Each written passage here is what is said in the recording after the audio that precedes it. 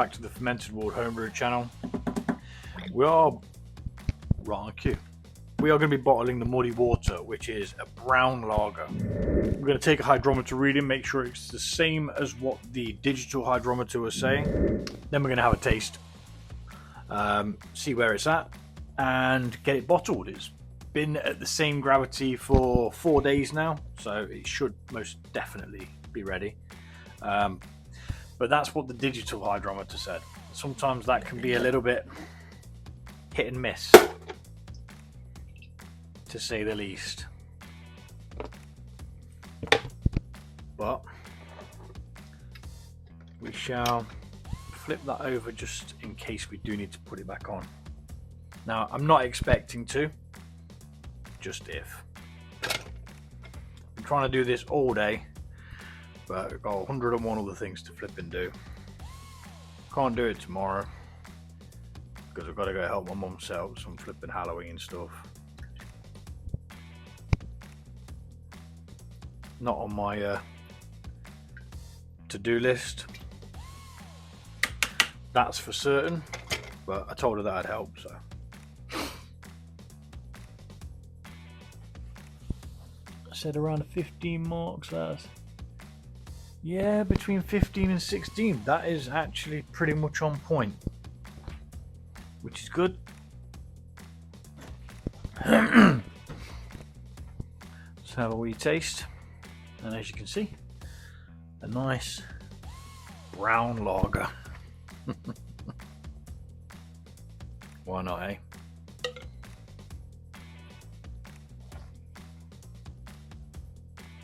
Obviously it's got quite a while until it's going to be ready to drink.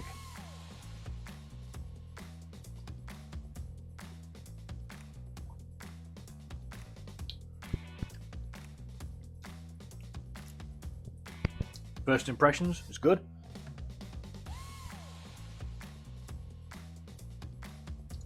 I mean, I'd probably drink that now. If it was carbonated. So, what we need to do now is we need to drop Dune. Oh, the floor's well sticky here from where the honey went the other day. I do need to mop the floor anyway. We're going to drop down and take this view on.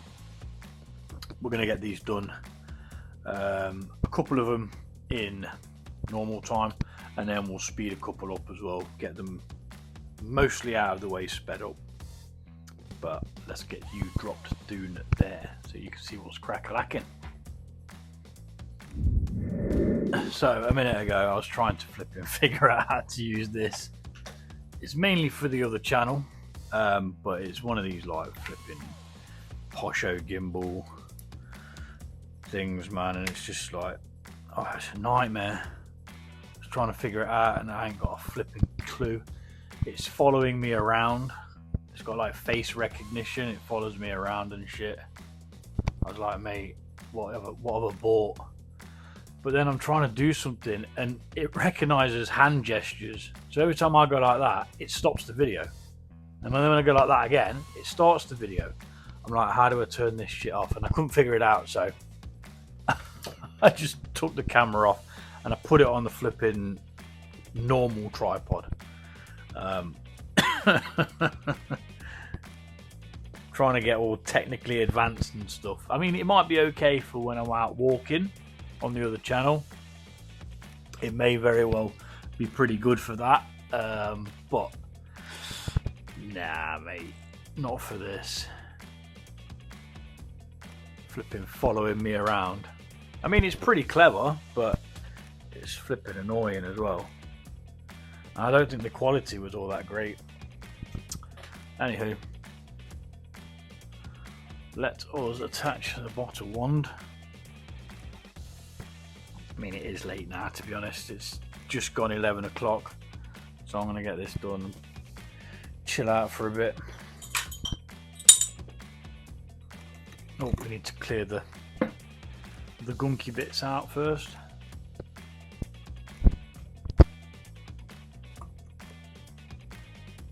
Helps if you turn the tap on.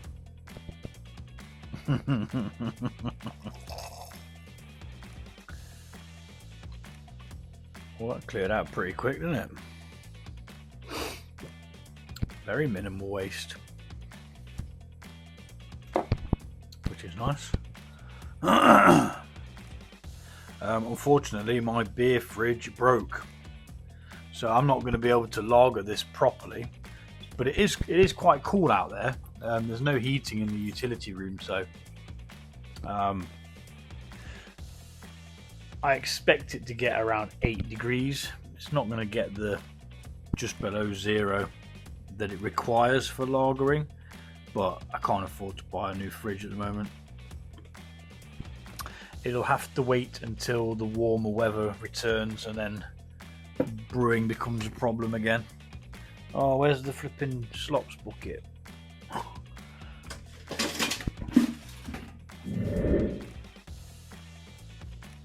So yeah, next video you're going to see will be the brown ale braggot. That's got to be ready now. It's got no movement in the airlock. I haven't noticed any for some time now, so I'm kind of hoping that that's finished and we can get that bottled off. Oh no, well, put into secondary. I've got some to bottle down here, which I don't actually remember what it is. In all honesty. Oh, it's the white piment, isn't it? The white pie. That is what it is. But it just looks like a normal mead, doesn't it?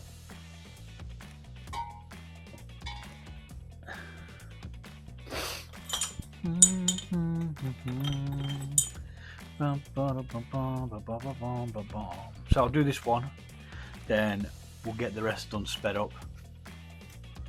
I mean, to be fair, the rest of the whole thing's a bit boring if you've seen it 100 times before. But there are new subscribers, so I kind of go through the motions of how I do it. For me, I learn easier seeing somebody doing something. I can follow instructions, you know, from like words and you know, books and stuff like that. But I just think seeing someone do it makes so much more sense to me. But anyway, let's speed this bit up and we shall be back when it's time to prime these.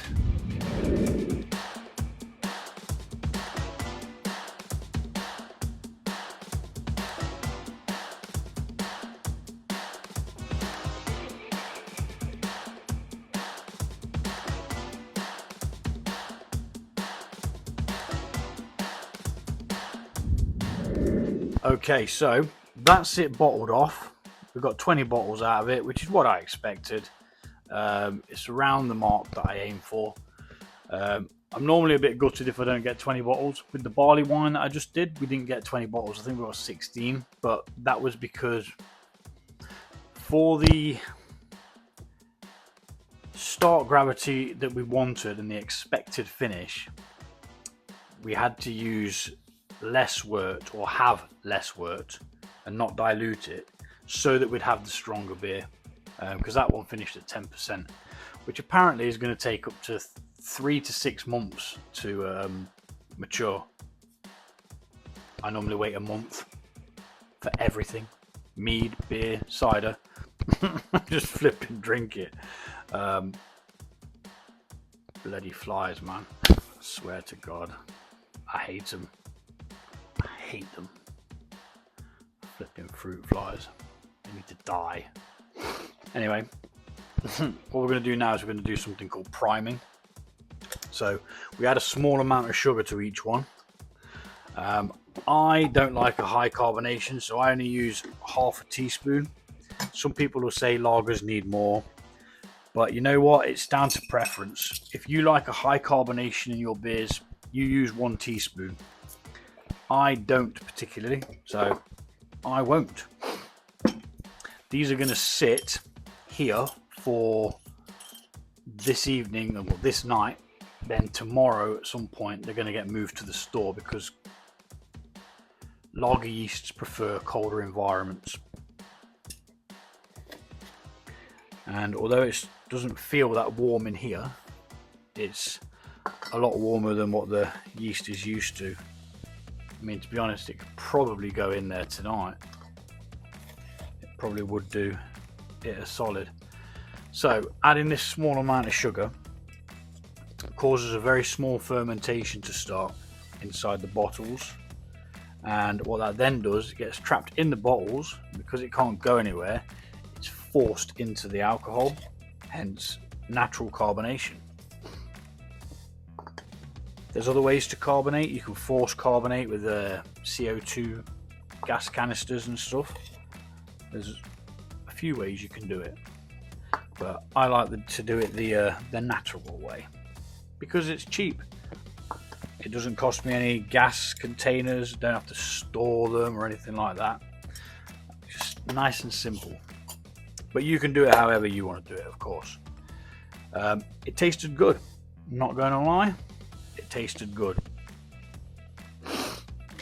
It did have a roasted malty flavour about it, but it wasn't too in your face, so it's kind of hidden.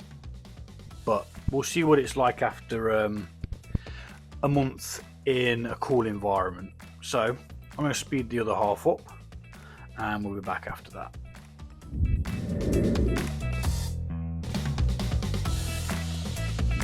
And that's that. All of them are bottled now. Like I say, this is going to sit overnight here, and then tomorrow it's going to get moved out into the utility room, which I call the store. So if you hear me say move it to the store, it's just a utility room that's not heated, so it stays nice and cool in there. And that will help this to do what it needs to do. Normally I've had trouble with carbonation in the lagers, because I was following the instructions from one of the old all grain kits that I bought, where you get the instructions and stuff like that. I was lagering it in the vessel, and because I do my carbonating different, I think that I should do it this way, by lagering them in the bottle already, as opposed to in the vessel and then transferring it 2 bottles to then lager. I think by the time the 20 days of lagering was up, I think that mine had dropped out so much that there was not enough yeast particles in there to actually ferment the sugar that we've put in. But we'll find out if that's the case when we finish with this one, because if this does the same, then it's just possibly not really a beer that I can have carbonated. But we shall see. We shall see what happens. So I'm tipping these up gently, because what I want is I want that sugar to come back into the liquid, dissolve, so that whatever yeast is in there can then ferment it, thus creating bubbles which can't escape, so they go into the beverage. But if the sugar's all sat on the bottom and not dissolved into it, it can't do that. So we got a 4.8% on this one.